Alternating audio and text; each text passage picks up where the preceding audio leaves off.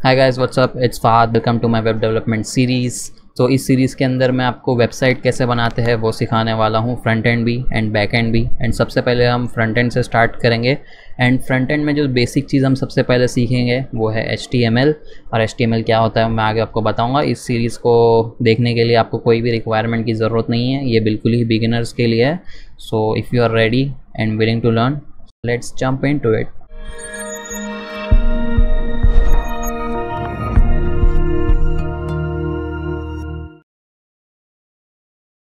तो पहले बात कर लेते हैं कि HTML क्या है। अगर आप यहाँ देखो कि HTML का फुल फॉर्म क्या है, तो लिखा है हाइपर टेक्स्ट मार्कअप लैंग्वेज। वैसे हम ज़्यादा थ्योरी नहीं देखेंगे क्योंकि लिए कुछ समझ आएगा नहीं, ज़्यादा थ्योरी देख के कोई मतलब नहीं है। हम डायरेक्टली HTML सीखना स्टार्ट कर देंगे, बट थोड़ी सी देख लेते हैं थ्योरी। तो जैसा कि यहाँ पे लिखा है इसका full form hyper text markup language. तो इसका फुल फॉर्म से ही थोड़ा कुछ समझ में आ रहा होगा कि HTML एक लैंग्वेज है। अब ये लैंग्वेज किसको समझ में आती है? आपके ब्राउज़र को। आप एक फ़ाइल में HTML लैंग्वेज लिखते हो और वो फाइल जब आपके ब्राउज़र में लोड होती है तो आपका ब्राउज़र उस लैंग्वेज को समझ के कन्वर्ट करके आपको वेब पेज पे जो चीज़ आपको चाहिए वो डिस्प्ले कर देता है। समझ लीजिए आपको अपने वेब पेज पे, वेबसाइट पे कोई इमेज डिस्प्ले करना है, तो इमेज के लिए आपको कुछ कोड लिखना होगा अपनी HTML फाइल में, यानी HTML लैंग्वेज लिखनी होगी, और आपका ब्राउज़र उसको समझता है तो उसको कन्वर्ट करके वो डिस्प्ले कर देगा। तो इससे मेरा क्या मतलब है, अगर समझ लीजिए आप कोई वेबसाइट पे जाते हो, समझ लीजिए आप गए google.com पे, तो आपका ब्राउज़र जो है वो गूगल के सर्वर्स पे रिक्वेस्ट सेंड करता है और फिर उसके रिस्पॉन्स में गूगल्स के सर्वर आपके ब्राउज़र को कुछ फाइल्स सेंड करते हैं। तो और वो फाइल्स को सेंड करने के बाद वो फाइल्स को आपका ब्राउज़र कुछ समझ के, मतलब कन्वर्ट करके डिस्प्ले कर देता है पूरी वेबसाइट। तो जो हमको यहाँ पे जो वेबसाइट दिख रही है गूगल की, ये कन्वर्ट करने के बाद जो HTML कोड और जो बाकी की लैंग्वेजेस है, क्योंकि सिर्फ HTML नहीं होता है, हम बाकी चीज़ें भी सीखेंगे, बस इस वीडियो में हम HTML सीखेंगे। तो जो सारी चीज़ें को कन्वर्ट करके आपका ब्राउज़र आपको आपकी वेबसाइट दिखाता है। तो अगर आपको उसके पीछे का कोड देखना है, HTML देखना है कोई भी वेबसाइट का, तो आपको क्या करना होगा, कहीं भी आप राइट क्लिक कीजिए आपकी वेबसाइट पे और यहाँ पे आपको एक ऑप्शन दिखेगा व्यू पेज सोर्स। तो उस पर आप क्लिक करोगे तो आपको उसके पीछे का कोड दिख जाएगा। अब फिलहाल ये देख के डरिए नहीं, हमको फ़िलहाल ये चीज़ नहीं सीखनी है। यहाँ पे जो लिखा हुआ है और ये लोग ने कोड थोड़ा मिनीफाइड किया हुआ है, इसलिए थोड़ा एकदम डरावना लग रहा है। और वैसे ये HTML नहीं है, ये जावास्क्रिप्ट है। मैं कोई दूसरी वेबसाइट पे जाता हूँ, लाइक यूट्यूब पे चले जाता हूँ। कम ऑन मैन, जल्दी लोड हो। व्हाट द हेल, ओके कुछ ज़्यादा ही जूम्ड इन है, द फक। कोई बात नहीं, तो मैं यहाँ पे राइट क्लिक करता हूँ एंड मेरे को व्यू पेज सोर्स नहीं दिखा रहा, अब दिखा रहा है। मैं YouTube की वेबसाइट पे व्यू पेज सोर्स किया तो हम, ताकि उसका HTML का कोड देख पाए। ये फ़िलहाल जावास्क्रिप्ट है, मैं आपको HTML दिखाना चाहता हूँ। यहाँ पे आपको देखो कुछ चीज़ें दिख रही होगी, तो ये जो चीज़ें हैं ये HTML है, तो हम ये सीखने वाले हैं फ़िलहाल। अभी फ़िलहाल के लिए इसको देख के डरिए नहीं, अभी आपको वीडियो के एंड तक ये सब समझ में आने लग जाएगा कि ये सब चीज़ें क्या होती है। जैसा कि आप यहाँ पे पढ़ सकते हो, वैसे इस वेबसाइट का मैं चाहिए तो आपको नीचे लिंक दे दूँगा, आप भी इस पर पढ़ सकते हो, अच्छा रहेगा। तो जैसा कि यहाँ पे लिखा है, HTML is a most basic building block of the web, it defines the meaning and the structure of web content. जो वेबसाइट होती है वो पूरी HTML से नहीं बनती है, बहुत सारी चीज़ों के अलग अलग लैंग्वेजेस के मिक्सचर से बनती है। जो HTML है आप उसको कुछ इस तरीके से समझ सकते हो कि वो कोई भी वेबसाइट का एक बेसिक स्ट्रक्चर है। लाइक बिल्डिंग बनाते हैं तो बिल्डिंग में पहले हम रॉड से उसका पूरा एक स्ट्रक्चर बनाते हैं, फिर बाकी उसके बाद हम उसके ऊपर सीमेंट एंड ऑल वो सब अप्लाई करते हैं। तो उस रॉड्स एंड ऑल को जो स्ट्रक्चर जो बनाते हैं उसको आप वैसे HTML समझ सकते हो। वैसे बहुत ही अजीब एनालॉजी है, बट फिर भी समझ लीजिए मैं क्या कहना चाहता हूँ। लाइक अगर यहाँ पे मैंने कुछ सर्च करने की कोशिश की थी, कुछ अच्छे डिफरेंसेस की इमेजेस मिल जाए समझाने के लिए, तो जैसे कि यहाँ पे देख सकते हो, वैसे ये भी अच्छी नहीं है बट फिर भी समझ सकते हो कि देखिए ह्यूमन बॉडी के अंदर जो बोन का स्ट्रक्चर है आप उसको HTML समझ सकते हो, और फिर उसके ऊपर जो उसके बाकी के फीचर्स आ रहे हैं अच्छे दिखने के लिए, skin and hairs and all, उसको आप दूसरी लैंग्वेज समझ सकते हो जो डिज़ाइन के लिए है, और उसका नाम CSS है। वो हम आगे की वीडियोस में सीखेंगे। हमारा फ़िलहाल जो एम है सीखना वो है HTML, वेबसाइट का स्ट्रक्चर देना। यानी वेबसाइट में आप जो भी कंटेंट देखते हो, इमेजेस, हेडिंग्स, टेक्स्ट जो भी है, लिंक्स, वो सारी चीज़ें हम HTML के थ्रू ऐड करते हैं, यानी उसका स्ट्रक्चर ऐड करते हैं। अभी हम स्टार्ट करेंगे तो आपको बेटर समझ में आएगा कि मैं क्या बोल रहा हूँ। यहाँ पे कोई बेटर और ये कैसा एग्जांपल है HTML एंड CSS? ओके ठीक है, कोई अच्छा एग्जांपल नहीं है यहाँ पे। तो अभी आपको इतना समझ गया है कि HTML जो है हम वेबसाइट का स्ट्रक्चर क्रिएट करने के लिए यूज़ करते हैं, वेबसाइट में कंटेंट डालने के लिए यूज़ करते हैं। तो अभी मैंने आपको बहुत बोरिंग दे दिया है थियरीज़, तो हम डायरेक्टली स्टार्ट करते हैं HTML लिखना। सो HTML इस लैंग्वेज को हमको लिखना कहाँ है। सो HTML में कोड करने के लिए हमको कोई फैंसी सॉफ्टवेयर की ज़रूरत नहीं है। हमको जो हमारे ऑपरेटिंग सिस्टम के साथ में टेक्स्ट एडिटर मिलता है, हम उसी के अंदर HTML लिख सकते हैं और फ़िलहाल के लिए हम उसी में लिखेंगे। आगे जाके कुछ देर में हम सॉफ्टवेयर चेंज कर लेंगे ताकि हमको टाइप करने में आसानी हो और थोड़ी बहुत हमको और एक्स्ट्रा मदद मिले और एफिशिएंट रहे टाइपिंग करते वक्त। बट फ़िलहाल के लिए हम नोटपैड ही यूज़ करेंगे स्टार्टिंग में कुछ देर के लिए। सो जैसा कि मैंने बोला था, HTML में सारी चीज़ें पहले से डिफ़ाइन की गई है। पहले बोला था या नहीं वो मुझे याद नहीं है, बट HTML के अंदर पहले से हमारे पास टैग्स है जो कि डिफ़ाइन किए गए। लाइक अगर आपको आपकी वेबसाइट में हेडिंग चाहिए तो हेडिंग के लिए पहले से एक टैग डिफ़ाइन किया गया है, या फिर आपको इमेज ऐड करनी है अपनी वेबसाइट में तो उसके लिए पहले से एक टैग दिया गया है। और अब मैं आपको लिख के बताता हूँ कि मेरा टैग से मतलब क्या है, टैग क्या होता है, वो मैं आपको लिख के बताता हूँ। सो टैग को लिखने का सिंटैक्स, और सिंटैक्स से मेरा मतलब है बस कि टैग को लिखने का तरीका, कोई भी चीज़ को लिखने के तरीके को सिंटैक्स बोलते हैं। तो टैग को कैसे लिखते हैं मैं आपको यहाँ पे बताता हूँ। नोटपैड हमने ओपन कर लिया, इसके अंदर मैं आपको दिखाता हूँ। सो सबसे पहले आपको लेस देन की साइन टाइप करनी है, वो आपको आपके M की के बाजू में दिख जाएगी। शिफ्ट दबा के आप प्रेस करोगे तो वो आ जाएगी, और फिर उसके बाद आपको टैग का नाम टाइप करना है।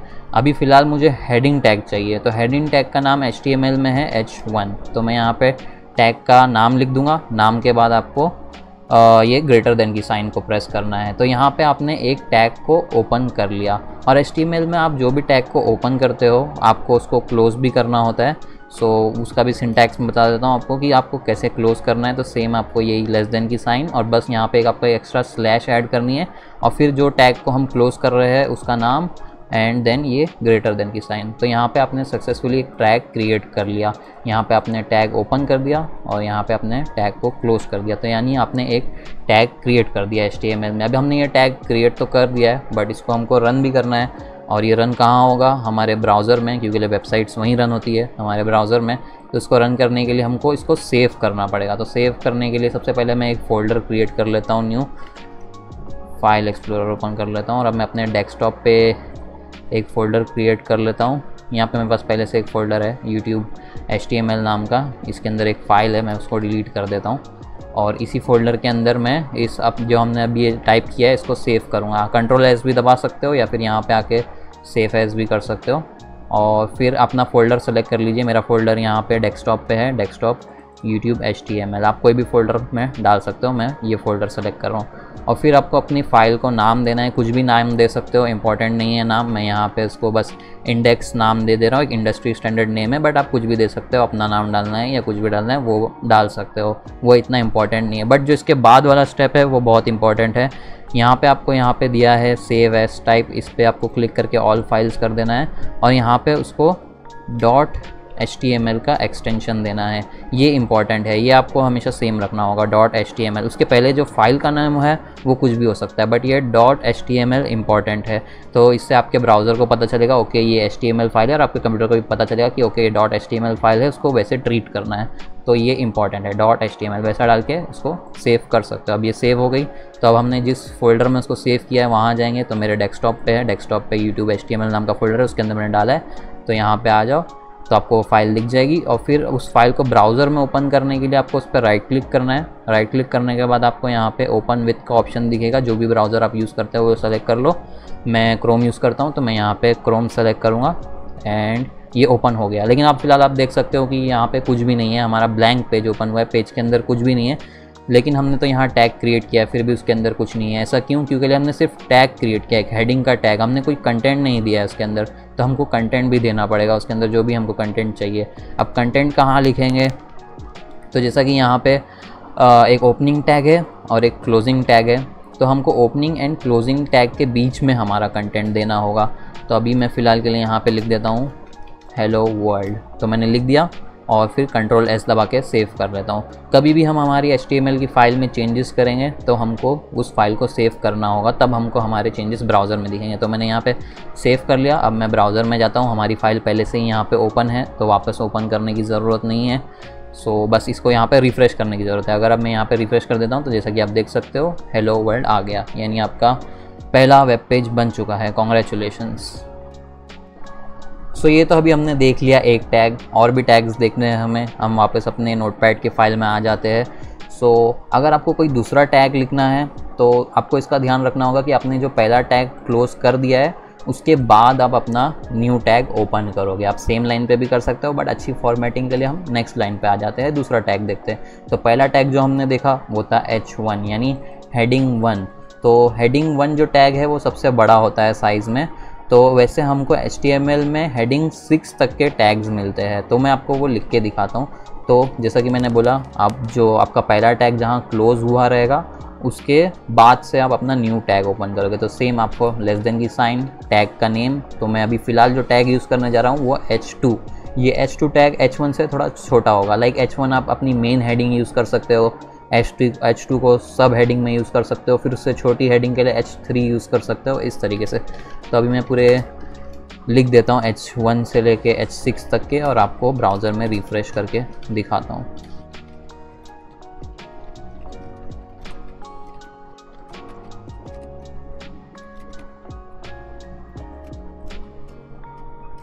सो यहाँ मैंने लिख दिया है H1 से लेके H6 तक के। अभी मैं इसको सेव करता हूँ, Ctrl+S दबाता हूँ, और हमारी फ़ाइल पहले से ब्राउज़र में ओपन है, तो वहाँ जाके रिफ़्रेश करूँगा तो देखिए आप देख सकते हो ये सबसे ऊपर वाला H1 है, फिर ये H2, H3, H4, H5, H6। तो ऐसे हमारे पास अलग अलग HTML में टैग्स है। तो इसका मतलब क्या हुआ, देखिए ये हमने एक HTML की फ़ाइल क्रिएट किया, यानी इसमें हमने HTML लैंग्वेज के अंदर कुछ लिखा है, और ये लैंग्वेज किसको समझ में आती है, आपके ब्राउज़र को। आपके ब्राउज़र में अपने फ़ाइल को ओपन किया तो आपके ब्राउज़र ने देखा ओके पहली लाइन पे H1 लिखा है, तो H1 का मतलब वो समझ गया ओके ये बड़ी वाली हेडिंग है, तो उसने कन्वर्ट करके ऐसा वेब पेज पे डिस्प्ले कर दिया। तो ऐसे हमारे पास और भी अलग अलग टैग्स अवेलेबल है HTML में, अलग अलग चीज़ें क्रिएट करने के लिए। ये यहाँ पे तो हमने हेडिंग्स क्रिएट कर लिया। चलो अभी हमको समझो पैराग्राफ लिखना है कोई हमारे वेब पेज में, तो उसके लिए भी हमारे पास एक टैग है, उस टैग का नाम है P टैग। तो मैं वो टैग यहाँ पे हमारे H6 के ही नीचे आ जाता हूँ और अपना P टैग ओपन करता हूँ। जैसा कि हमारा सिंटैक्स है, ये लेस देन का साइन, फिर टैग का नेम, यहाँ पे टैग का नेम है P टैग, ये पैराग्राफ के लिए यूज़ होता है। तो ये P लिख के लेस देन की sign, I mean greater than की साइन, और फिर उस टैग को, जैसा मैंने बोला, जो टैग ओपन होता है उसको क्लोज़ भी करना होता है हमें HTML में। तो यहाँ पे मैं इस तरीके से इसको क्लोज़ कर दूँगा, और फिर उसके बाद जो बीच में जो भी कंटेंट होगा वो मैं यहाँ पे ये टॉप लेवल कंटेंट लिख देता हूँ, एक आई एम एन ऑथर। अभी इसको सेव करता हूँ, और सेव करने के बाद मैं जाता हूँ यहाँ पे रिफ़्रेश। तो अभी आप देख सकते हो इस पर थोड़ी डिफरेंट फॉर्मेटिंग है। लाइक यहाँ पे हेडिंग में थोड़ा बोल्ड टेक्स्ट था, और यहाँ पे बोल्ड नहीं है, यहाँ पे टेक्स्ट थोड़ा थिन है और थोड़ा स्मॉल है, क्योंकि लिए ये पैराग्राफ के लिए यूज़ होगा। तो ऐसे हमारे पास HTML में अलग अलग टैग्स है। बट अभी फ़िलहाल जो हमने हमारी HTML फाइल में लिखा है वो HTML लिखने का प्रॉपर स्ट्रक्चर नहीं है।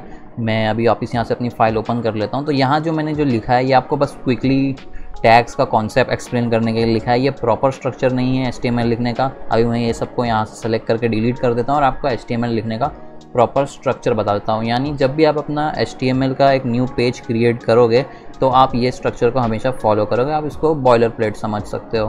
तो मैं अभी कुछ टाइप करता हूँ और टाइप करते हुए एक्सप्लेन करता हूँ प्रॉपर स्ट्रक्चर HTML का। तो सबसे पहले आपको HTML का स्ट्रक्चर जो क्रिएट करने के लिए आप सबसे पहले एक HTML टैग ओपन करोगे, और फिर HTML टैग को क्लोज़ करोगे इस तरीके से, जैसा कि मैंने बताया था। ये सिंटैक्स है उसका, टैग का नाम, और ये लेस देन ग्रेटर देन की साइन, इससे ओपन होता है और फिर क्लोज़ होता है।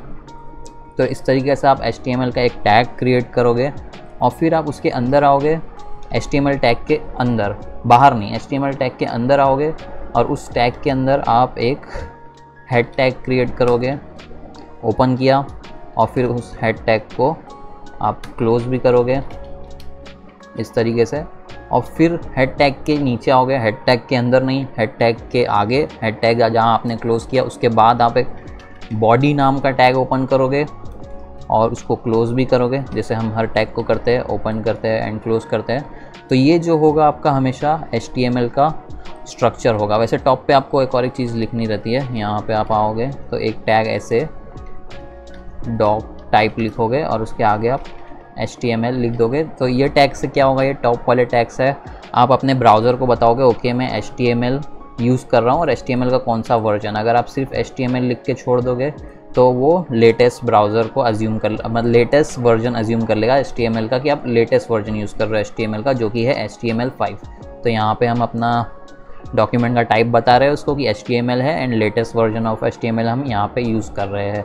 और उसके नीचे जो ये है ये HTML का आपका स्ट्रक्चर है पूरा, HTML tag open and close, और उसके अंदर आप head tag open and close कर रहे हो और body tag open and close कर रहे हो। फ़िलहाल हम इस टैग को इग्नोर कर देंगे, ये जो हेड टैग है हम फ़िलहाल उसको इग्नोर कर देंगे, उसमें क्या होता है वो बाद में देखेंगे।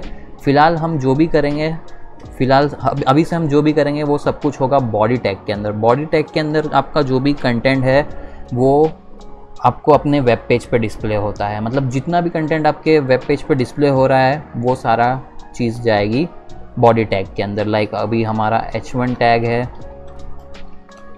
H1 टैग रहेगा बॉडी के अंदर।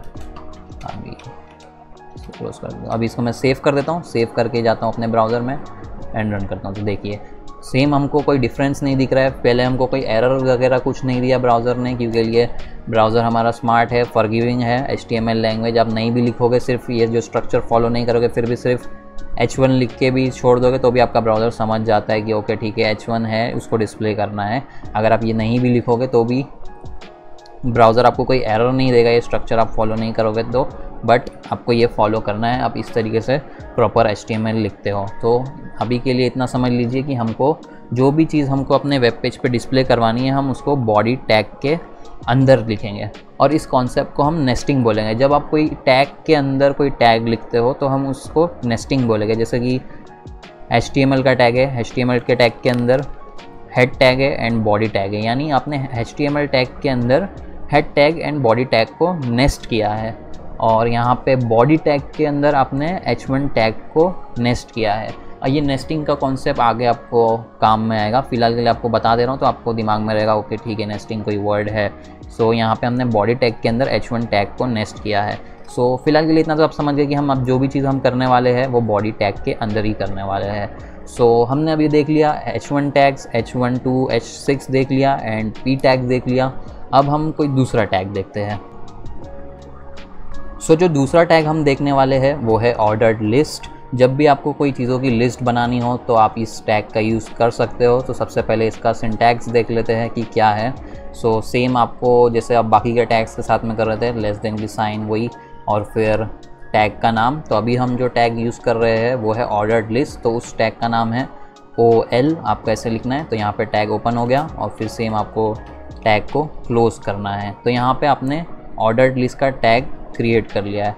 अब हमको इसके अंदर लिस्ट यानी चीज़ें ऐड करने के लिए हमको क्या करना होगा, इसको स्पेस दे दो आप यहाँ पे एक, और LI नाम का टैग है, आपको उसको OL टैग के अंदर यानी ऑर्डर्ड लिस्ट के टैग के अंदर आपको नेस्ट करना होगा LI टैग को। तो ऐसे ही LI टैग ओपन करिए और फिर LI टैग को क्लोज़ कर दीजिए। अब मैं इसको सेव करता हूँ, सेव करके यहाँ पे मैं रिफ़्रेश करता हूँ तो कुछ भी नहीं होगा। देखिए यहाँ पे एक 1 आ गया है बस, लेकिन कुछ कंटेंट नहीं आया क्योंकि हमने लिस्ट में कुछ ऐड नहीं किया, सिर्फ हमने लिस्ट में एक आइटम ऐड कर दिया, इसलिए यहाँ पे 1 आ रहा है।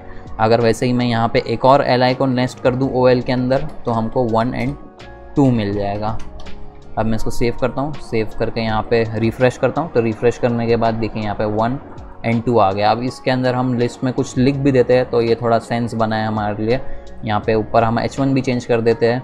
तो जैसा कि मैंने पहले बोला था कि देखिए यहाँ पे ये OL आपका H1 के बाद में आएगा। आपने एक टैग क्लोज़ कर दिया, उसके बाद आपका नेक्स्ट टैग आएगा, क्योंकि आप अपने OL को H1 के अंदर नेक्स्ट नहीं कर सकते, क्योंकि उसका कोई सेंस नहीं बनेगा कि हेडिंग टैग के अंदर आपका एक ऑर्डर्ड लिस्ट है, तो उसका कोई सेंस नहीं बनेगा।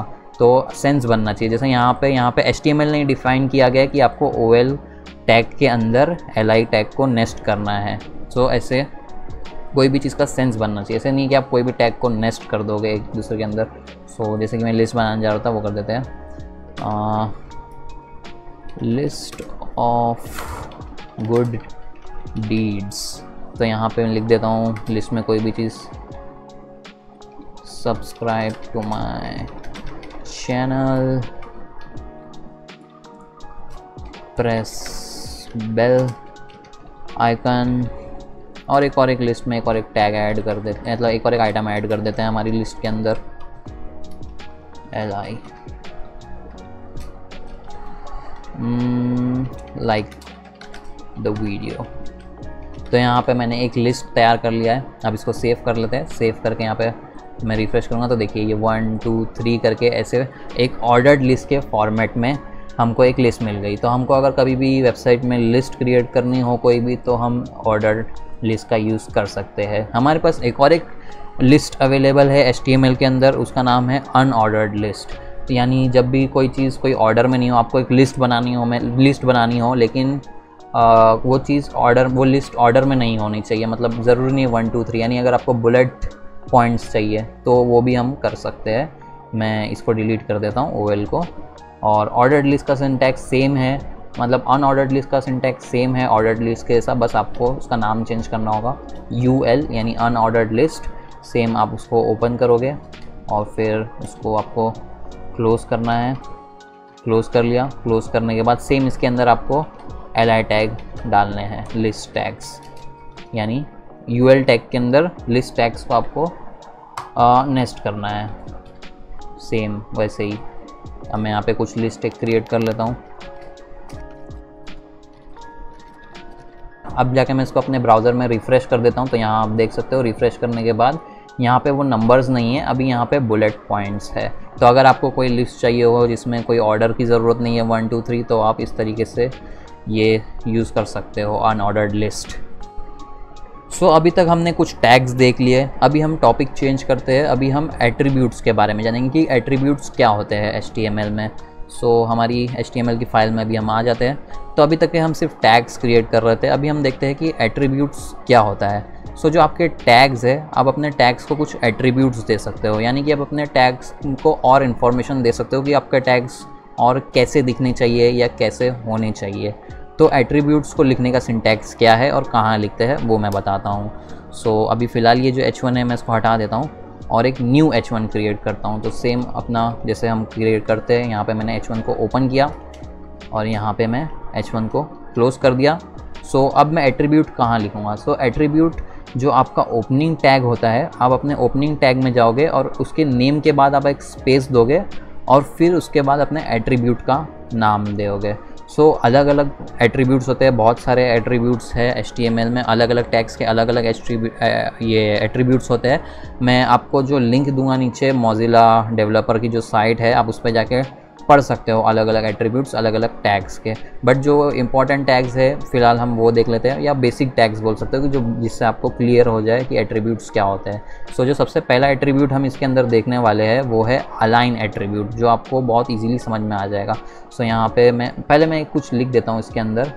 यहाँ पे मैं लिख देता हूँ वापस से हेलो वर्ल्ड लिख देता हूँ, पता नहीं मैंने पहले क्यों डिलीट कर दिया।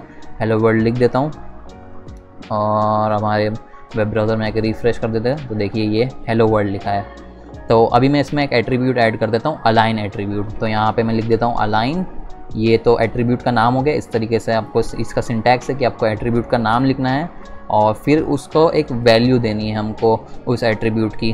तो उसके लिए आपको इक्वल्स का साइन देना है और फिर आप डबल कोट्स डाल सकते हो। इस तरीके से इस तरीके से आपका एट्रीब्यूट का सिंटैक्स होता है कि यहाँ सबसे पहले उसका नाम इक्वल्स टू और फिर डबल कोट्स लिखेंगे और उस कोट्स के बीच में हम वैल्यू देंगे। तो यहाँ पे मैं एक वैल्यू है सेंटर करके, तो मैं सेंटर वैल्यू इसको दे दे रहा हूँ और फिर मैं इसको सेव करूँगा। और सेव करने के बाद जब मैं ब्राउज़र में जाऊँगा तो देखिए अभी ये फ़िलहाल लेफ़्ट में है, बट जब मैं इसको रिफ़्रेश करता हूँ तो देखिए ये यहाँ सेंटर में आ गया, क्योंकि हमने इसको एक और एक्स्ट्रा इन्फॉर्मेशन दी टैग को एट्रीब्यूट के ज़रिए कि ये जो टैग है H1 है, ओके ठीक है, बट इसको एक्स्ट्रा इन्फॉर्मेशन दी हमने एट्रीब्यूट्स के ज़रिए कि ये सेंटर में आना चाहिए, तो वो सेंटर में आ गया। तो ऐसे बहुत अलग अलग टैग्स भी, अलग अलग एट्रीब्यूट्स भी होते हैं अलग अलग टैग्स के।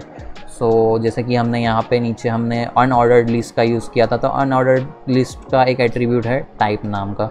तो मैं यहाँ पे टाइप में सेम वही जैसा कि मैंने बताया, यहाँ पे आपको आना है ओपनिंग टैग के अंदर। ओपनिंग टैग के अंदर आने के बाद जो टैग का नेम है उसके बाद आपको स्पेस देना है और स्पेस देने के बाद आपको एट्रीब्यूट का नाम देना है। तो यहाँ पे एट्रीब्यूट का नाम होगा टाइप और फिर सेम आपको अपना ये एट्रीब्यूट का वैल्यू देना है। तो वैल्यू देने के लिए इक्वल्स की साइन एंड डबल कोट्स, और डबल कोट्स के अंदर आपकी वैल्यू आएगी।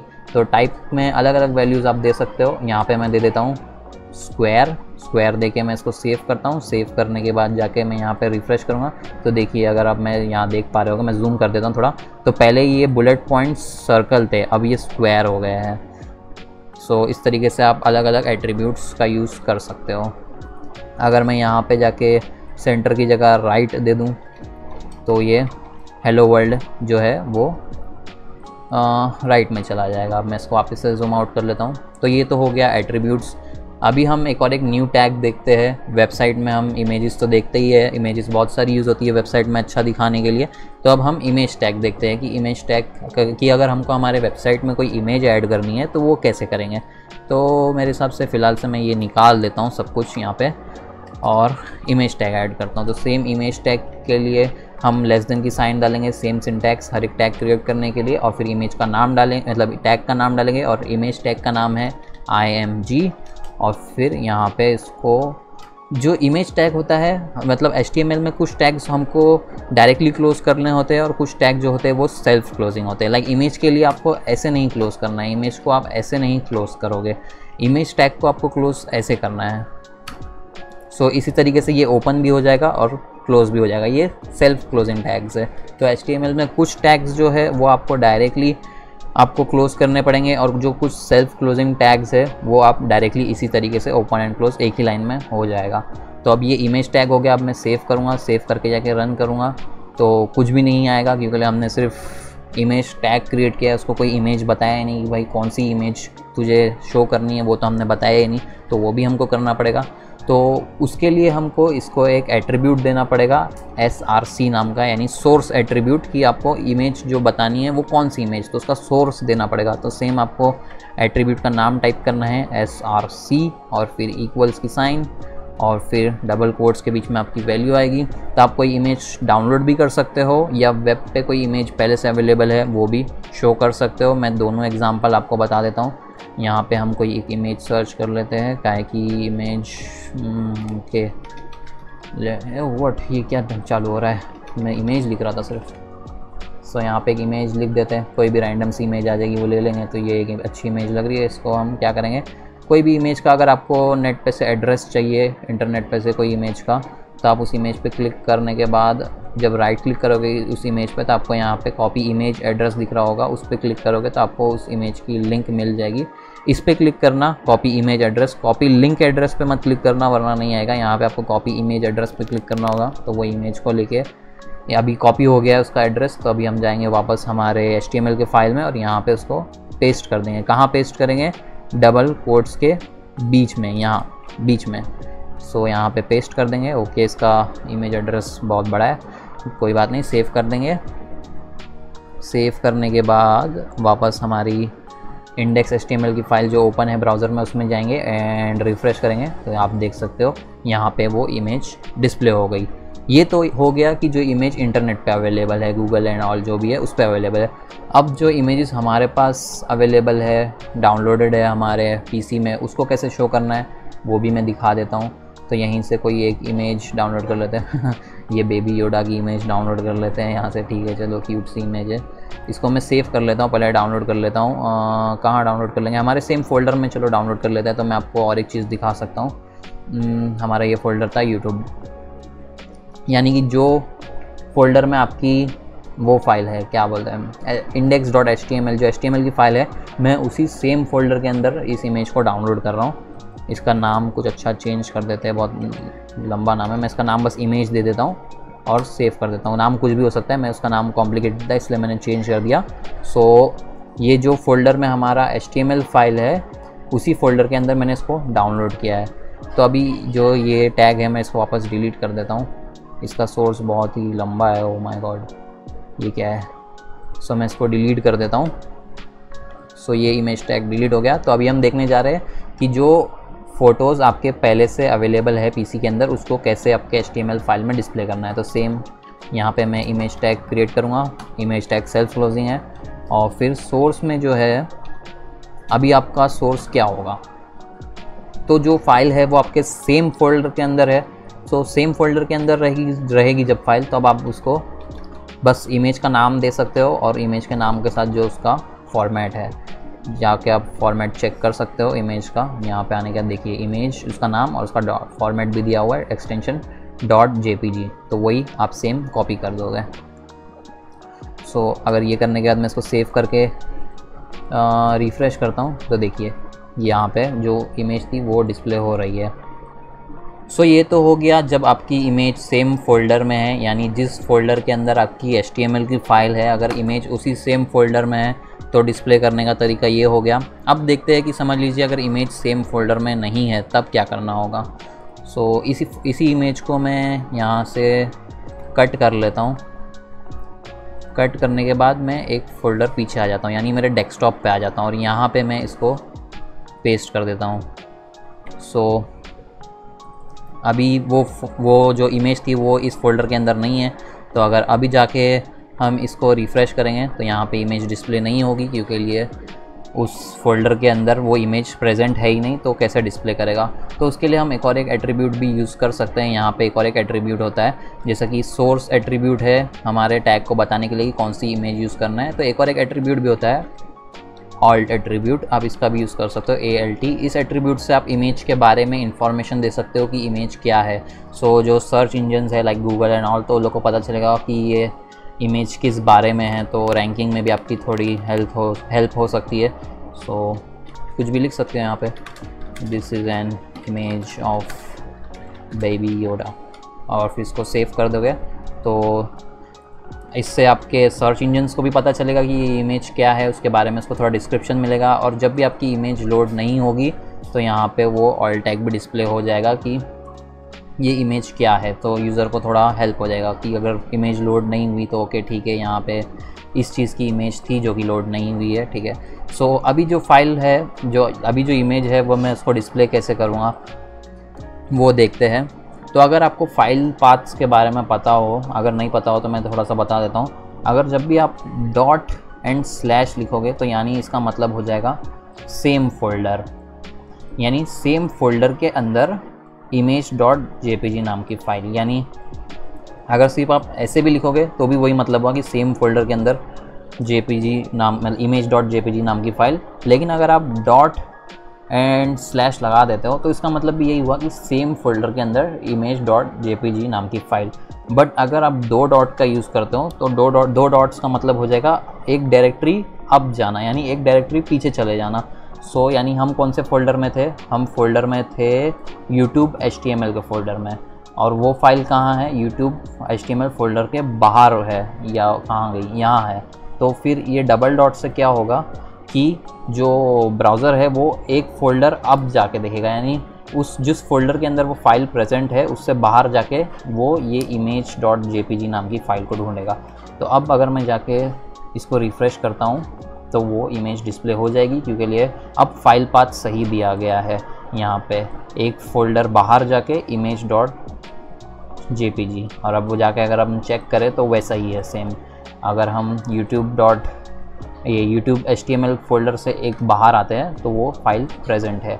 और एक और एक तरीका है, आप कर सकते हो यहाँ पे इमेज के ऊपर राइट क्लिक कर सकते हो, अगर वो कहीं और है, कोई दूसरे फोल्डर में है कहीं पे जहाँ आपको नहीं पता है, तो आप क्या कर सकते हो, यहाँ पे आके उस फाइल का लोकेशन कॉपी कर सकते हो।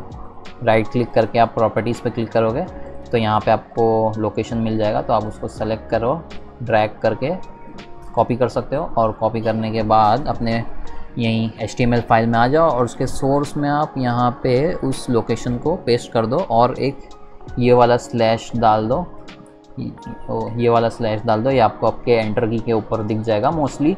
सो ये वाला स्लैश डाल के आपको अपने इमेज का नाम डालना है जो कि है image.jpg, और फिर इसको सेव करके हम यहाँ पे रिफ़्रेश करेंगे तो स्टिल अभी भी हमारे पास डिस्प्ले हो रही है इमेज। सो अभी तो हमने इतना देख लिया, अब आगे से हम नोटपैड नहीं यूज़ करेंगे, अभी हम दूसरा सॉफ्टवेयर यूज़ करेंगे, दूसरा टेक्स्ट एडिटर यूज़ करेंगे। जो मैं यूज़ करने वाला हूँ इस वीडियो के अंदर उसका नाम है विजुअल स्टूडियो कोड। सो मेरा ये फेवरेट है तो मैं ये यूज़ करने वाला हूँ। आप दूसरे भी, अगर आपका पहले से कोई फेवरेट है तो आप वो भी यूज़ कर सकते हो। मैं यूज़ करने वाला हूँ विजुअल स्टूडियो कोड। आपको चाहिए तो आप सबलाइम टेक्स्ट वगैरह भी ट्राई कर सकते हो। सो मैं इसका लिंक नीचे डिस्क्रिप्शन में चाहिए तो दे दूँगा। आप ये लिंक पे से जाके यहाँ पे डाउनलोड फॉर विंडोज़ पे क्लिक करके डाउनलोड कर सकते हो, अगर आप विंडोज़ यूज़ कर रहे हो तो, या जो कोई दूसरा ऑपरेटिंग सिस्टम यूज़ कर रहे हो तो उसको डाउनलोड करके इंस्टॉल कर लीजिए। उसका इंस्टॉलेशन मैं नहीं बताने वाला हूँ, बिल्कुल बहुत ही सिंपल है, क्योंकि लिए आप बस डाउनलोड करके क्लिक करके नेक्स्ट करोगे तो इंस्टॉल हो जाएगा। तो मुझे नहीं लगता उसको बताने की कोई ज़रूरत है, तो इंस्टॉल कर लीजिएगा। सो इंस्टॉल करने के बाद मैं इसको ओपन कर लेता हूँ। सो ओपन करने के बाद आपको विजुअल स्टूडियो को ऐसे कुछ इस तरीके से नहीं दिखेगा। आपको यहाँ पे एक वेलकम की विंडोज़ आई रहेगी, क्योंकि मैंने पहले से यूज़ कर रहा था तो मेरी जो पहली फ़ाइल मैंने खोला था वो मुझे यहाँ डिस्प्ले कर रही है। आपको यहाँ पे एक वेलकम की स्क्रीन आ जाएगी, बट बाकी सब सेम होगा आपका। सो यहाँ से हमको क्या करना है, अभी हम क्या करते हैं, हमने जो पहले फोल्डर क्रिएट किया था हम उसको ओपन कर लेते हैं हम विजुअल स्टूडियो कोड के अंदर। तो यहाँ पे फाइल पे मैं क्लिक करूँगा। फाइल पे क्लिक करने के बाद यहाँ पे आपको ओपन फोल्डर करके एक ऑप्शन दिखेगा, उसका शॉर्टकट भी आपको दिया है यहाँ पे Ctrl+O या Ctrl+K, तो आप वो भी प्रेस कर सकते हो, बट यहाँ पे हम डायरेक्टली भी कर सकते हैं। तो यहाँ पे क्लिक करने के बाद हम जाते हैं हमारे डेस्कटॉप पे, हमारा वो फोल्डर है, तो मैं डेस्कटॉप पे जाता हूँ और डेस्कटॉप पे जाने के बाद मेरा ये फोल्डर था, मैं इसको क्लिक करके सेलेक्ट पे क्लिक कर देता हूँ। तो हमारा वो फोल्डर विजुअल स्टूडियो कोड के अंदर ओपन हो जाएगा। तो यहाँ पे आप देखिए आपको आपकी फ़ाइल्स दिखाई देगी जो वो फोल्डर के अंदर है। तो हमारी जो फाइल थी index.html वो हमको यहाँ पे दिख रही है। तो जैसा कि आप देख सकते हो ये नोटपैड से बहुत ज़्यादा बेटर दिख रहा है दिखने में। नोटपैड में हमको सारी चीज़ें ब्लैक एंड वाइट दिख रही थी, यहाँ पे हमको चीज़ें देखने में थोड़ा आसान होगा। सो अभी आगे बढ़ते हैं वीडियो में। सो अभी हम जो नेक्स्ट चीज़ सीखने जा रहे हैं वो इम्पॉर्टेंट है थोड़ी। जैसा कि मैंने आपको स्टार्टिंग में HTML का फुल फॉर्म बताया था, हाइपर टेक्स्ट मार्कअप लैंग्वेज। तो उसमें जो हाइपर टेक्स्ट है उसका मतलब होता है लिंक्स, और वेबसाइट पे लिंक्स तो आपने देखा ही है, आप कहीं भी क्लिक करते हो तो दूसरा पेज ओपन हो जाता है, कहीं और चले जाता है। तो वो अभी हम क्रिएट करेंगे, हम उसका टैग देखेंगे, लिंक का टैग। तो अभी हम यूज़ कर रहे हैं विजुअल स्टूडियो कोड, तो इसमें आपको टाइपिंग के लिए बहुत ही आसानी हो जाएगी।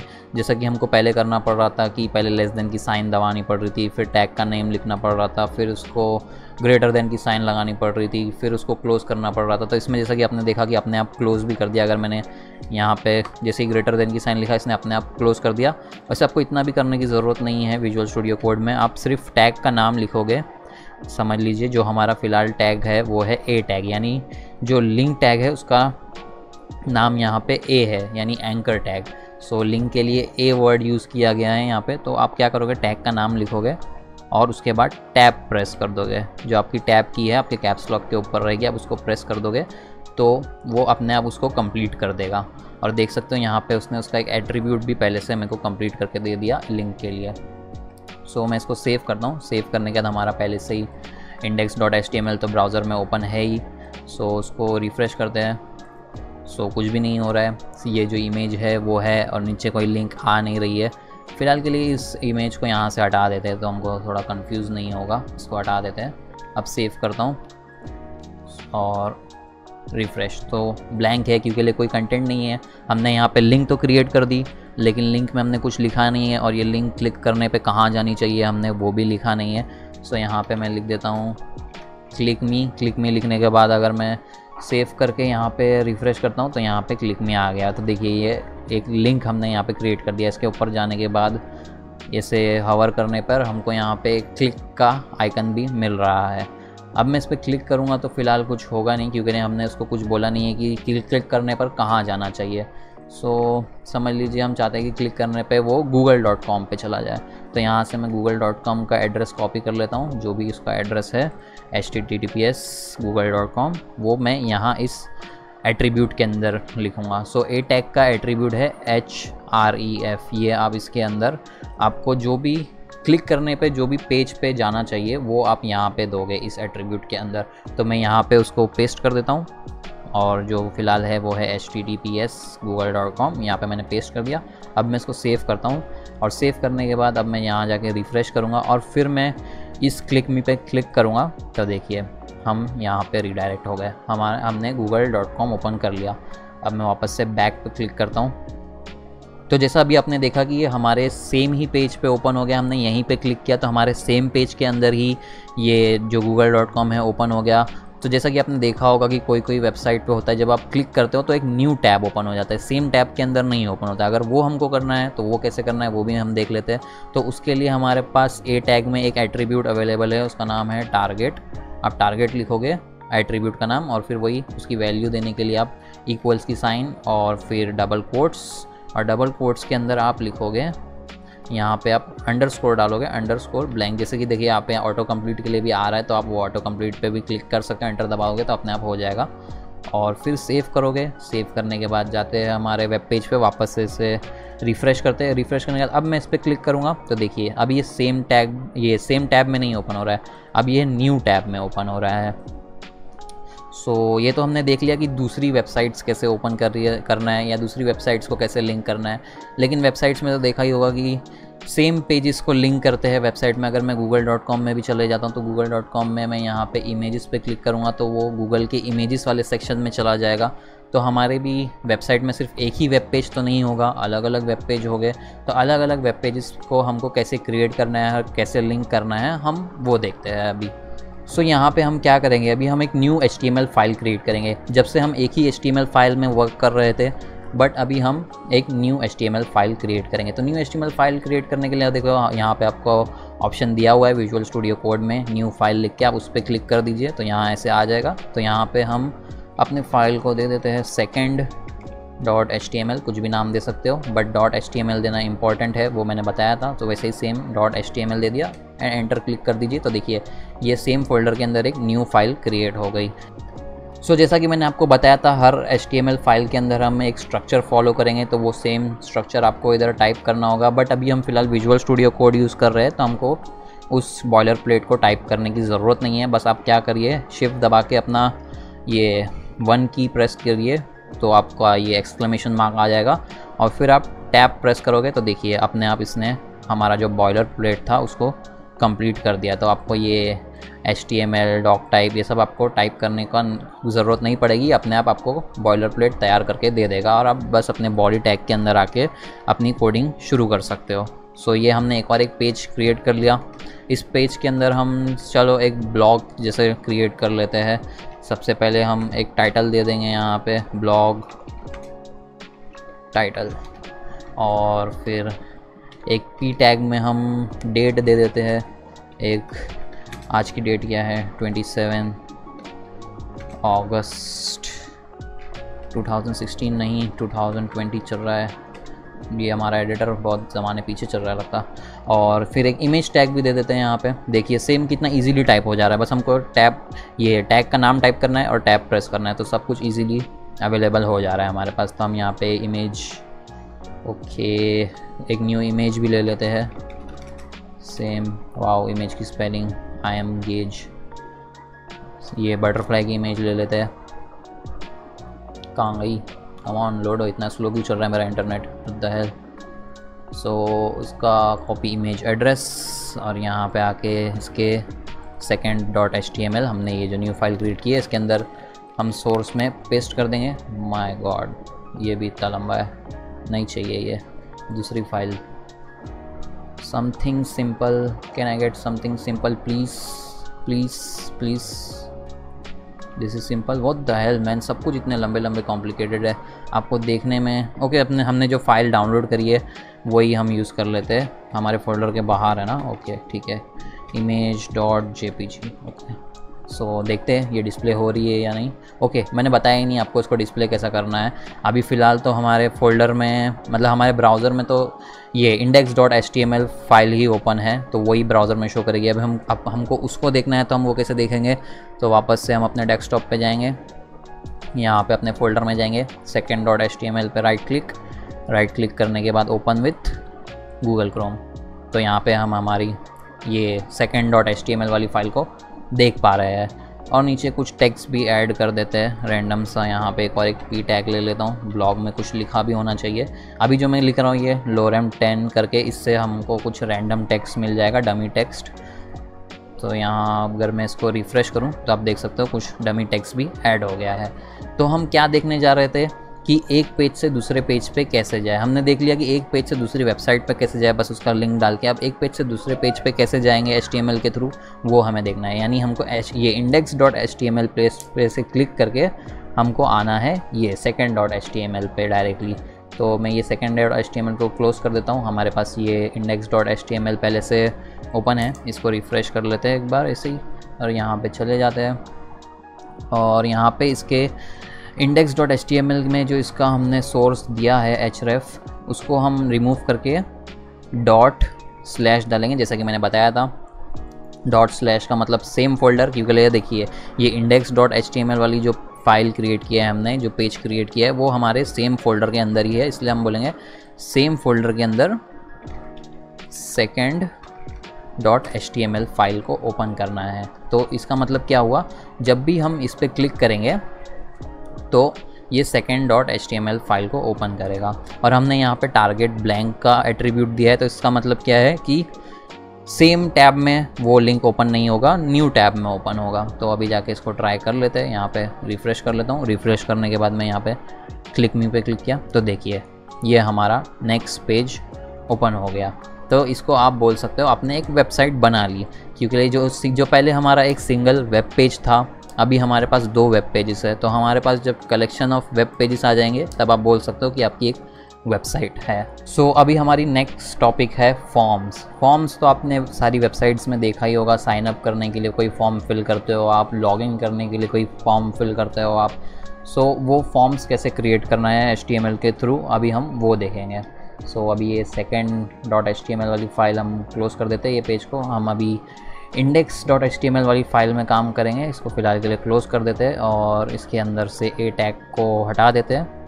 जैसा कि मैंने बताया था कि जो भी हमारी चीज़ें वेब पेज पे डिस्प्ले होती है वो बॉडी टैग के अंदर आती है, तो सारे काम हम बॉडी टैग के अंदर करेंगे। तो जैसा कि मैंने अभी बोला, अभी हम देखने वाले हैं कि फॉर्म कैसे क्रिएट करते हैं। तो हर चीज़ के लिए टैग होता है, तो फॉर्म के लिए भी एक टैग है और फॉर्म के टैग का नाम है सिर्फ फॉर्म। तो फॉर्म के टैग को ओपन करना है और फॉर्म के टैग को क्लोज़ भी करना है।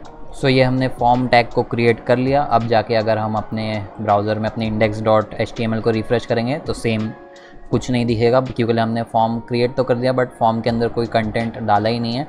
तो उसके अंदर कंटेंट डालने के लिए आपको फॉर्म के अंदर जो फॉर्म का टैग है जहाँ ओपन हुआ है, क्लोज़ किया है, आपको उसके अंदर दूसरे टैग्स को नेस्ट करना होगा। तो फॉर्म्स में बहुत सारी चीज़ें होती है, जो बहुत ही कॉमन चीज़ है वो है एक टेक्स्ट बॉक्स। तो हम इसके अंदर टेक्स्ट बॉक्स को ऐड करके देखेंगे। सो टेक्स्ट बॉक्स के लिए जो टैग है वो मैं आपको यहाँ पे लिख के बताता हूँ। उस टैग का नाम होगा इनपुट।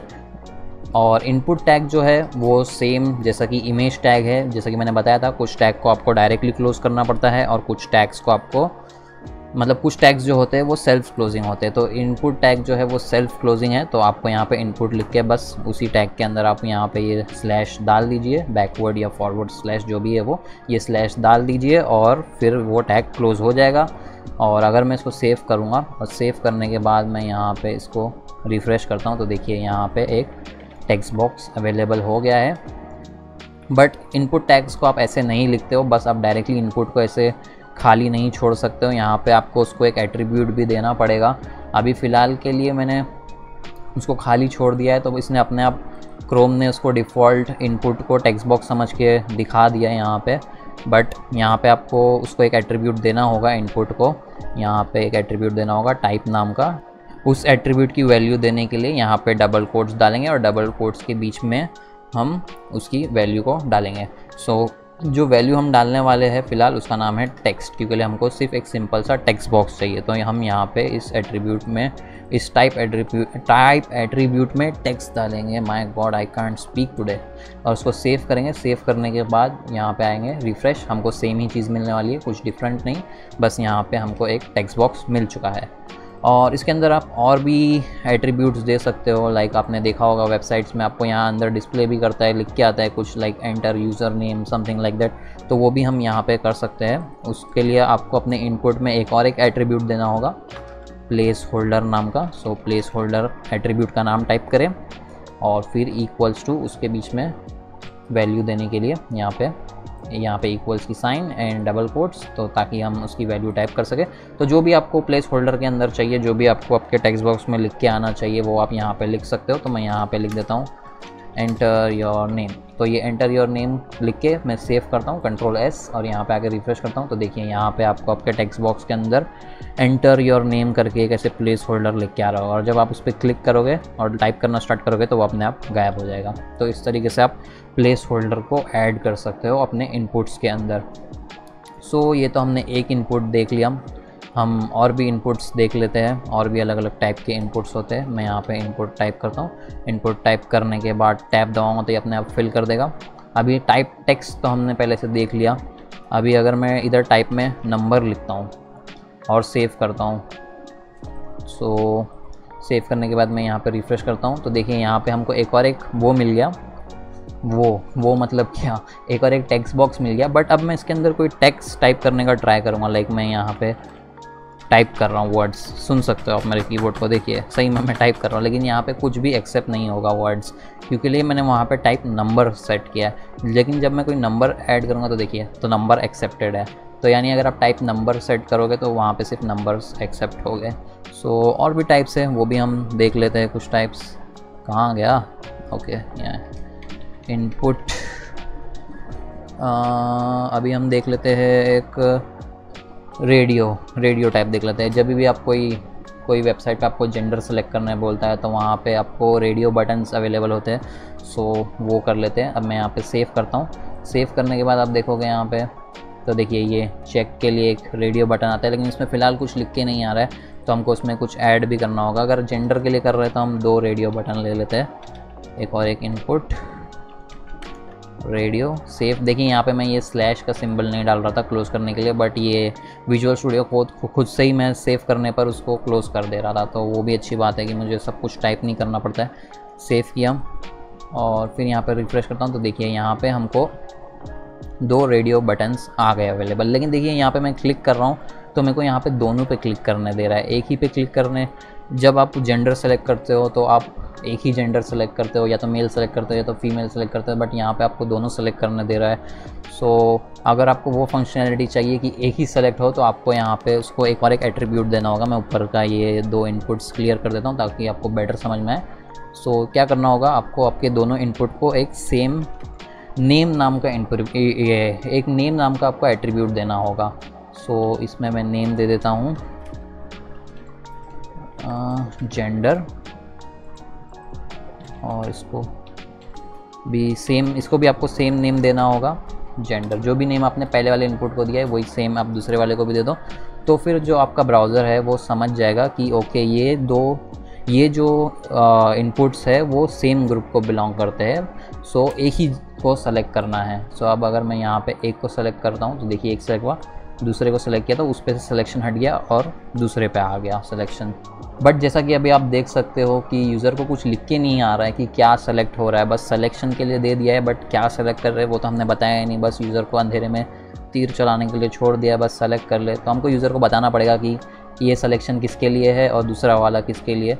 तो वो बताने के लिए आप फॉर्म टैग के अंदर और जो आपका इनपुट है उसके पहले कोई भी टैग्स डाल सकते हो, लाइक पी टैग भी डाल सकते हो, और इस पर ऐसा लिख सकते हो कि ये मेल के लिए है ये पहला वाला सिलेक्शन, और फिर दूसरे इनपुट के टैग के ऊपर भी लिख सकते हो कि ये है फीमेल के लिए सिलेक्शन। और सेव करके अगर आप यहाँ पे रिफ्रेश करो तो देखो यहाँ पे लिख के आ रहा है। और फॉर्म टैग में एक अलग से स्पेशल टैग भी अवेलेबल है। अगर आपको नॉर्मल जो टैग्स पहले से पता है H1P टैग्स एंड बाकी के जो भी टैग्स है आपको पता है वो नहीं यूज़ करना है, उसकी जगह एक स्पेशल टैग अवेलेबल है फॉर्म के अंदर लेबल नाम का, आप वो भी यूज़ कर सकते हो। यहाँ पे आपको लेबल लिखना है वो, और लेबल नाम के टैग को ओपन क्लोज करना है। और यहाँ पे एक एट्रीब्यूट आपको उसमें देना होगा फॉर नाम का, यानी ये लेबल कौन से वाले इनपुट के लिए है। तो आपको यहाँ पे आना पड़ेगा इनपुट के अंदर और यहाँ पे इसको एक आईडी देना पड़ेगा। तो यहाँ पे मैं इसको एक आईडी दे देता हूँ मेल नाम की, और दूसरे वाले इनपुट को दे देता हूँ फीमेल नाम की आईडी। और यहाँ के लेबल में मैं लिख देता हूँ मेल फॉर मेल, और यहाँ पे एक और एक लेबल क्रिएट करके इसमें मैं लिख देता हूँ फीमेल। तो पता चलेगा कि कौन सा लेबल किसके लिए है। बट फिलहाल मैंने लेबल में कोई कंटेंट नहीं डाला है तो पता नहीं चलेगा उसे, खाली बताया हूँ मैंने कि ये फॉर मेल है यानी इसके लिए है। बट ये नहीं मैंने बताया कि लेबल क्या देना है। तो यहाँ पे मैं एक लेबल भी लिख देता हूँ मेल, और यहाँ पे मैं लिख देता हूँ फीमेल, और यहाँ पे इसको हम करते हैं रिफ़्रेश। तो देखिए इस तरीके से यहाँ पे लेबल्स आ रहे हैं। हमारे पास और भी इनपुट्स है, और इनपुट्स का देख लेते हैं। अभी फ़िलहाल के लिए ये सब हटा देते हैं और दूसरे इनपुट्स देख लेते हैं फॉर्म में जो अवेलेबल है। तो फिर से इनपुट, और दूसरा जो हम देखने जा रहे हैं वो है टाइप चेक बॉक्स।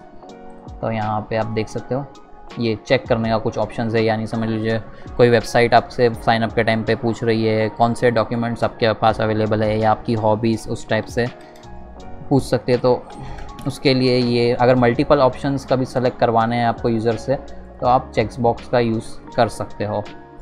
और फिर इस पर भी सेम आप एट्रीब्यूट्स दे सकते हो। नेम ये किस चीज़ के लिए है, लाइक मैं हॉबीज़ सेलेक्ट करवाना चाहता हूँ लोगों से, तो मैं यहाँ पे नेम में सबको हॉबीज़ दे दूँगा। तो अगर मैं सबका सेम नेम डाल दूँगा यहाँ पे हॉबीज़, तो जो बैकएंड में काम हो रहा है वो लोग को डेटा एक ही मिल जाएगी, क्योंकि हॉबीज़ में क्या क्या सिलेक्टेड है वो लोग को मिल जाएगा। तो इसलिए हम फ्रंट एंड में यहाँ पे नेम दे रहे हैं। अभी आपके लिए वो कॉम्प्लिकेटेड होगा कि बैक एंड में क्या हो रहा है, वो उसको इग्नोर कर दीजिए, फ़िलहाल हम सिर्फ फ्रंट एंड सीख रहे हैं। तो यहाँ पे नेम दे देंगे और सेव कर देंगे, और यहाँ पे रिफ्रेश करेंगे तो सेम वैसे ही है। फ़िलहाल यहाँ पे कोई नाम सामने नहीं है अवेलेबल, तो सेम आप लेबल टैग का यूज़ कर सकते हो, या फिर पी टैग भी सामने उसके अगर देना चाहे, या दूसरा कोई टैग देना चाहे तो वो भी दे सकते हो। तो यहाँ पे मैं लिख देता हूँ फुटबॉल, और नीचे लिख देता हूँ व्हाट ईटिंग लिख देते हैं। होती है कुछ लोगों की ईटिंग हॉबी, लिख देते हैं और उसको रिफ्रेश कर देते हैं, उसके सामने लिख के आ जा रहा है। बट फिर भी हमारी एक चीज़ मिसिंग है, मैंने एक चीज़ बताना भूल गया आपको। इसके अंदर यहाँ पे वैल्यू भी लिखना होगा कि कौन सी वैल्यू बैकएंड में आपको सेंड करनी है। लाइक आपको पूरा फुटबॉल लिख के सेंड करोगे, तो जब यूज़र उसको टिक करके सबमिट करेगा फॉर्म को, तो बैकएंड में फुटबॉल वैल्यू जाएगी कि यूज़र ने फुटबॉल सेलेक्ट किया था। अगर सिर्फ FB लिखोगे फुटबॉल के लिए, तो वैल्यू FB सेंड होगी, ये क्या बोलते हैं बैकएंड में। सो यहाँ पे आपको एक वैल्यू भी देना है इसके अंदर। ये क्या था ईटिंग, तो ET लिख देता हूँ उसके लिए शॉर्ट फॉर्म, या पूरा भी लिख सकते हो। तो आपको एक वैल्यू भी देनी होगी, और सेम जाएगा उसके लिए भी रेडियो बटन के लिए। रेडियो बटन में मैं शायद आपको वैल्यू नहीं डाल के दिखाया, तो आपको रेडियो बटन के अंदर भी एक वैल्यू देनी होगी, तो ताकि बैकएंड में भी एक वैल्यू जब सेलेक्ट करके यूज़र फॉर्म को सबमिट करे तो बैकएंड में एक वैल्यू जाए।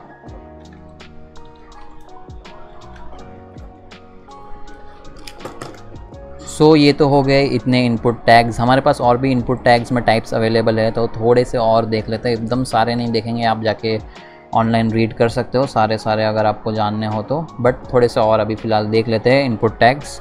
सो नेक्स्ट हम देखते हैं पासवर्ड। सो मैं यहाँ पे पासवर्ड टाइप करता हूँ इनपुट में, और फिर हम यहाँ जाएंगे, इसको रिफ़्रेश करते हैं। तो देखिए अगर मैं अब यहाँ पे कुछ भी टाइप करता हूँ तो देखिए ये हाइड हो गया, क्योंकि मैंने वहाँ पे टाइप पासवर्ड सेलेक्ट किया, तो वो इस तरीके से हाइड हो जाएगा। तो हमारे पास एक है इनपुट अवेलेबल ईमेल। तो इसके अंदर जो इनपुट टैग है वो ईमेल एक्सपेक्ट करेगा कि एक जो नॉर्मली फॉर्मेटेड ईमेल होता है जिसमें @ का सिंबल एंड gmail.com या कोई भी ऐसे डोमेन नेम अवेलेबल हो, तो वो एक्सपेक्ट करेगा इसके अंदर। और भी हमारे पास इनपुट टैग्स अवेलेबल है। लाइक अगर आपको फ़ाइल अपलोड करवानी है, यूज़र से कोई डॉक्यूमेंट अपलोड करवाना है, तो टाइप फाइल सेलेक्ट करोगे अगर आप, तो यहाँ पे आपको देखिए चूज़ फाइल का ऑप्शन आया, तो आप कोई भी फ़ाइल अपलोड कर सकते हो इस तरीके से। सो अभी हमने बहुत तरीके के इनपुट्स देख लिया हमारे फॉर्म के अंदर, बट अभी तक हमने देखा नहीं कि हमारे फॉर्म को हमको सबमिट कैसे करना है, तो वो देख लेते हैं। अभी वापस से आ जाते हैं यहाँ index.html में। यहाँ से ये फ़ाइल वाला मैं हटा देता हूँ। सो जैसा कि आपने देखा होगा सारे फॉर्म्स में एक बटन होता है सबमिट के लिए, जिस पे सबमिट लिखा होता है या लॉगिन साइन अप कुछ भी लिखा होता है। तो फॉर्म को सबमिट करने के लिए हमको क्या करना होगा, अपने फॉर्म के लास्ट में आना होगा, यानी आपके जितने भी इनपुट्स है जो ख़त्म हो गए, ईमेल का इनपुट, पासवर्ड का इनपुट, कुछ इनपुट्स या फिर कुछ रेडियो बटन्स या फिर कुछ चेक बॉक्सेस जो भी है, तो आप अपने फॉर्म के सबसे लास्ट में आओगे, यानी जो आपका फॉर्म का क्लोजिंग टैग है उसके ऊपर आप एक इनपुट टैग क्रिएट करोगे, और उस इनपुट टैग का टाइप आप दे दोगे सबमिट। और फिर आप सेव करोगे और यहाँ आके रिफ़्रेश करोगे तो देखिए आपको फॉर्म में एक सबमिट बटन मिल जाएगा। तो फिर आप जो भी अपना वैल्यू है वो फिल करोगे, फॉर्म्स के अंदर जितनी भी फॉर्म्स में चीज़ें सब फिल करके सबमिट पे क्लिक करोगे तो वो फॉर्म बैकएंड पे सबमिट हो जाएगा। और अभी हम फ़िलहाल बैकएंड देख नहीं रहे तो उसके बारे में हम बात नहीं करेंगे। और एक चीज़ कर सकते हो आप, यहाँ पे इनपुट बटन की जगह अगर आप मतलब इनपुट की जगह आप नॉर्मल एक दूसरा भी टैग है बटन नाम का, जिससे नॉर्मल एक बटन आ जाता है, तो आप वो बटन टैग भी यूज़ कर सकते हो। ऐसे button tag open and close, और उसके बीच में आप जो भी लिखोगे वो लिख के आ जाएगा। लाइक मैं यहाँ पे लिखता हूँ लॉगिन, सो देखिए यहाँ पे वो बटन आ जाएगा। तो इस तरीके से आप एक बटन ऐड करोगे तो वो भी सबमिट बटन की तरह ही काम करेगा अगर वो फॉर्म के अंदर है। तो अगर समझ लीजिए आपको कोई इनपुट को ज़रूरी बनाना है, लाइक यूज़र ईमेल को स्किप नहीं कर सकता है फॉर्म के अंदर फिल करते टाइम, तो यहाँ पे आप एक रिक्वायर्ड का एट्रीब्यूट दे दोगे। तो रिक्वायर का एट्रीब्यूट देने के बाद अगर आप यहाँ जाओ, सेव करके रिफ़्रेश करो और फिर अगर आप फॉर्म को सबमिट करने की कोशिश करो तो देखिए यहाँ पे बोल रहा है please fill out this field, क्योंकि लिए हमने उस फील्ड को रिक्वायर्ड बना दिया है। तो ये तो हो गया फॉर्म्स। अभी हम नेक्स्ट टॉपिक पे जाते हैं, वो है टेबल्स। सो अभी हम देखते हैं हमको HTML में टेबल्स कैसे क्रिएट करना है। सो टेबल्स में आपको पता होगा कि रोज़ होते हैं एंड कॉलम्स होते हैं। लाइक ये टेबल्स कैसे होता है, एक रो होती है और फिर उसके अंदर कॉलम्स होते हैं डिफरेंट, और फिर एक रो होती है, फिर उसके अंदर भी डिफरेंट कॉलम्स होते हैं। तो वो हमको HTML में वैसे टेबल कैसे क्रिएट करना है वो देखना है। और हो सकता है कि टेबल की कोई हेडिंग भी हमको क्रिएट करना हो या कुछ भी। सो टेबल हमको HTML में कैसे क्रिएट करना है अभी हम वो देखते हैं। तो वापस से हमारे index.html में आ जाते हैं यहाँ पे, और अभी हम फ़िलहाल अपने फॉर्म को निकाल देते। सो जैसे हर चीज़ के लिए हमारे पास टैग अवेलेबल था, वैसे ही हमारे पास टेबल के लिए भी टैग अवेलेबल है। सो टेबल कैसे क्रिएट करना है हमको HTML में, सबसे पहले टेबल लिखना है। टेबल के लिए टेबल नाम का टैग अवेलेबल है।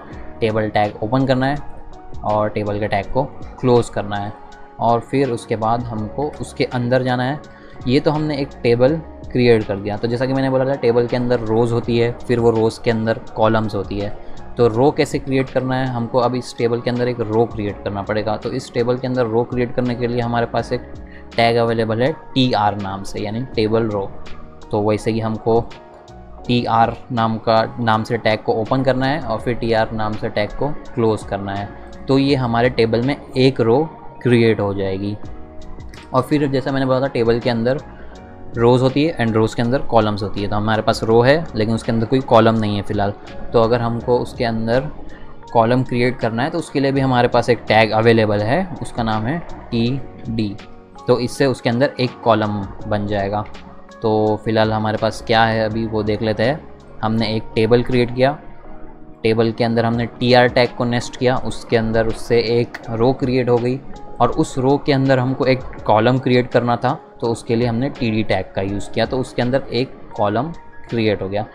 सो जो भी डेटा होता है वो कॉलम्स के अंदर ही होता है टेबल्स में। तो यहाँ पे हम कुछ भी डेटा ऐड कर सकते हैं। अब मैं यहाँ पे समझ लीजिए हेलो लिख देता हूँ और उसको सेव करता हूँ। तो देखिए यहाँ पे हमारे टेबल में हेलो लिख के आ गया। अभी समझ लीजिए मैं इसमें एक कॉलम ऐड करता हूँ। तो एक कॉलम ऐड करने के लिए मैं अपने जो मेरा कॉलम का टैग था उसके क्लोजिंग टैग के बाद में दूसरा कॉलम का टैग TD क्रिएट करूँगा, ओपन एंड क्लोज। और यहाँ पे मैं एक कुछ भी लिख देता हूँ इसके अंदर, सेव एंड रिफ़्रेश। तो देखिए यहाँ पे मेरे पास 2 कॉलम्स बन गए टेबल के अंदर। अभी मैं इसको चलिए कुछ अच्छा नाम दे देता हूँ। यहाँ पे ये फ़िलहाल कुछ अच्छा नाम नहीं लग रहा है। यहाँ पे मैं एक को देता हूँ नेम कॉलम, और ये है लास्ट नेम, ऊपर वाले को फर्स्ट नेम दे देता हूँ। सो अभी हमारे पास 2 कॉलम्स है, एक है फर्स्ट नेम कॉलम और एक है लास्ट नेम कॉलम। अभी फ़िलहाल आपको ये टेबल जैसा नहीं लग रहा होगा क्योंकि टेबल्स जैसी कोई लाइनिंग नहीं है। तो अगर आपको टेबल्स पे बॉर्डर चाहिए तो आपके पास एक वो एट्रीब्यूट अवेलेबल है टेबल को देने के लिए। तो आप टेबल टैग पे आके आपको बॉर्डर एट्रीब्यूट दे सकते हो उसको, और आपको वो एट्रीब्यूट कितना थिक चाहिए वो आप यहाँ पे दे सकते हो। तो मैं यहाँ पे लिख देता हूँ 1, यानी 1 पिक्सल्स थिक। तो देखिए यहाँ पे उसको एक बॉर्डर आ जाएगा। वैसे यूजुअली HTML से आप ज़्यादा डिज़ाइनिंग नहीं करते हो, आप ज़्यादा स्ट्रक्चर ही देते हो, बट फ़िलहाल हमको दिखने के लिए हम ये कर रहे हैं। और अभी हम देखते हैं एक न्यू रो क्रिएट करना। हमने यहाँ पे एक रो क्रिएट कर दी TR से, अभी देखते हैं न्यू रो कैसे क्रिएट करना है। तो न्यू रो क्रिएट करने के लिए मैं इस TR के बाहर आऊँगा, क्योंकि मेरे को दूसरी रो क्रिएट करना है। तो उस पहले TR के क्लोजिंग टैग के बाद में एक न्यू TR ओपन करूँगा, TR। तो ये मैंने एक न्यू रो क्रिएट कर लिया। तो अब उस रो के अंदर मेरे को और कॉलम भी चाहिए होंगे, तो मैं यहाँ पे एक कॉलम क्रिएट कर लेता हूँ। उसके लिए TD tag open and close, और यहाँ पे मैं अपना नाम लिख देता हूँ और सेकंड कॉलम में अपना लास्ट नेम लिख देता हूँ, क्योंकि हमने ऊपर वही मेंशन किया था तो वो यहाँ पे लिख देते हैं। So this is my last name. इसको सेव करते हैं एंड रिफ़्रेश। तो देखिए यहाँ पे मेरे टेबल में ऊपर ये फर्स्ट रो है और ये फर्स्ट रो के 2 कॉलम हैं जिसमें first name and last name लिखा है। फिर ये नीचे सेकंड रो है, सेकंड रो में मैंने अपना नाम एंड लास्ट नेम फिल कर दिया हूँ। तो ऐसे जितने चाहे आप रोज़ में जितने चाहे रोज़ क्रिएट कर सकते हो, जितने चाहे कॉलम्स क्रिएट कर सकते हो। सो अगर आप TD की जगह यहाँ टॉप वाले पे अगर आप TD की जगह यहाँ पे समझ लीजिए लिख देते हो TH और उसको सेव करते हो और रिफ़्रेश करते हो, तो देखिए वो टेबल हेडिंग में कन्वर्ट हो जाएगा, यानी थोड़ा बोल्ड हो जाएगा, तो कि ऐसा लगे कि वो टेबल की हेडिंग है। तो ये तो हो गया टेबल के बेसिक्स।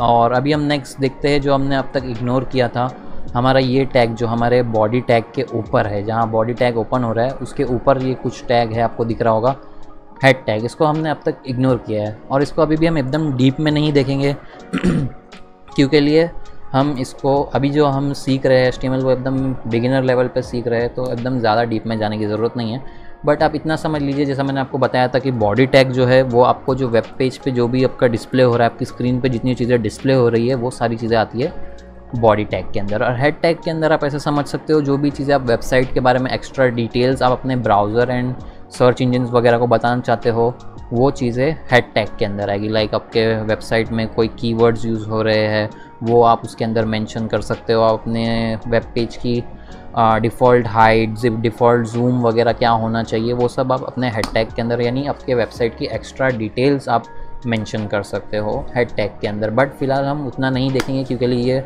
बिगिनर लेवल का ट्यूटोरियल है, तो हम इसके अंदर सिर्फ 1-2 टैग्स देख लेंगे हेड टैग के। एक ही देख लेते हैं जो कि है टाइटल टैग, यानी जो आपका हेड टैग है उसके अंदर आप टाइटल टैग को नेस्ट करोगे और कोई भी टाइटल दे दोगे अपने वेब पेज को। लाइक यहाँ पे दे सकते हो माय फर्स्ट वेब पेज, ये आपने इसको नाम दे दिया, फिर इसको सेव कर दिया।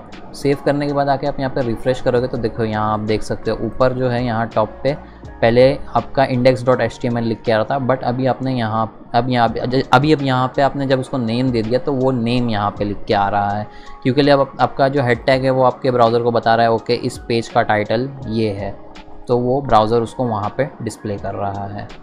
और अगर वापस से हम यहाँ अपने बॉडी में आ जाए तो मैं आपको एक चीज़ भी बता सकता हूँ। लाइक ज़रूरी नहीं है कि आपके टेबल रो के अंदर सिर्फ आप यहाँ पे एक ऐसी ही चीज़ लिखे, आप टेबल रो के अंदर कुछ भी नेस्ट कर सकते हो। लाइक मैं यहाँ पे न्यू रो क्रिएट कर लेता हूँ और एक कॉलम यहाँ पे मैं चाहिए तो H1 टैग भी अगर मेरे को किसी रीज़न से चाहिए तो मैं यहाँ अपने रो के अंदर H1 टैग को भी नेस्ट कर सकता हूँ। 2 रोज़ क्रिएट कर लेता हूँ मैं फ़िलहाल। अभी फ़िलहाल ये 2 एम्प्टी रोज़ हैं, यहाँ रिफ़्रेश करूँगा तो देखिए अभी फ़िलहाल वो वाली रो जो न्यू क्रिएट की है उसके अंदर हमने कोई डिटेल्स डाली नहीं है, कोई कंटेंट डाला नहीं है, तो वो एम्प्टी यहाँ पे आ रही है। मैं थोड़ा जूम कर देता हूँ, देखिए यहाँ पे एम्प्टी है। तो अगर मैं उसके अंदर कोई दूसरा टैग भी नेस्ट करना चाहूँ, मैं पूरा एक फॉर्म टैग चाहे तो नेस्ट करना चाहूँ तो मैं कर सकता हूँ उसके अंदर। अभी फ़िलहाल के लिए सिंपली मैं समझ लीजिए H4 टैग को उसके अंदर नेस्ट करता हूँ। थोड़ा इसको न्यू लाइन पर लेकर आ जाता है तो बेटर दिखे आपको।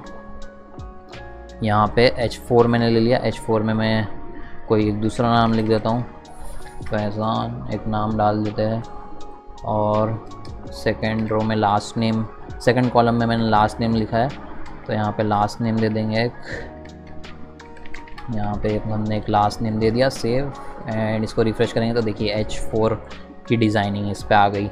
जो H4 के डिज़ाइन एलिमेंट्स है वो इस पर आ गए, यानी कि ये बोल्ड हो गया थोड़ा और साइज़ में थोड़ा बड़ा हो गया। सो ऐसे आप अंदर भी नेस्ट कर सकते हो चीज़ें टेबल के अंदर, एंड बाकी के टैग्स के अंदर भी चीज़ें नेस्ट की जा सकती है, जैसे मैंने आपको पहले बताया था नेस्टिंग का कॉन्सेप्ट। मेरे हिसाब से इस वीडियो में इतना ही काफ़ी रहेगा, क्योंकि मैं ये एक बिगिनर लेवल का बनाना चाहता था। तो ये मेरे हिसाब से इतना काफ़ी होना चाहिए आपको स्टार्ट करने के लिए, और थोड़ा प्रैक्टिस करके फिर आगे आप इससे बढ़ सकते हो। मैं और भी टैग्स दिखाना चाहता था, लाइक div टैग्स है, और हमारे पास HTML5 के न्यू टैग्स है like nav tags, header tags, main tags. लेकिन वो मैं आपको CSS के साथ ज़्यादा दिखाऊं तो आपको समझ में आएगा कि उसका काम क्या है, div टैग का काम क्या है, वो आपको CSS के साथ ज़्यादा बेटर समझ में आएगा।